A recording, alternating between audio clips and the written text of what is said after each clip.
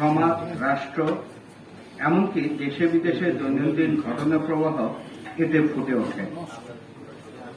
এই জন্য গণমাধ্যমকে সমাজের দর্পণ বলা হয়।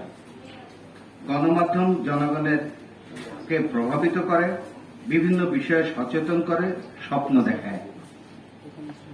গণমানুষ তাদের যাপিত জীবনের বিভিন্ন দিক নির্দেশনা পায় গণমাধ্যমের কাছ থেকে। একটি জাতির রাজনৈতিক, সামাজিক, সাংস্কৃতিক ও অর্থনৈতিক অবস্থা যেমন গণমাধ্যমে প্রতিফলিত হয়, তেমনি গণমাধ্যমও সমাজকে সচেতন ও গতিশীল করে তোলে। বিচার বিভাগ, নির্বাহী বিভাগ এবং আইন বিভাগ, এই তিনটি স্তম্ভের পাশাপাশি গণমাধ্যম সমাজে জবাবদিহিতা ও স্বচ্ছতা নিশ্চিত করতে খুবই গুরুত্বপূর্ণ অবদান রাখে।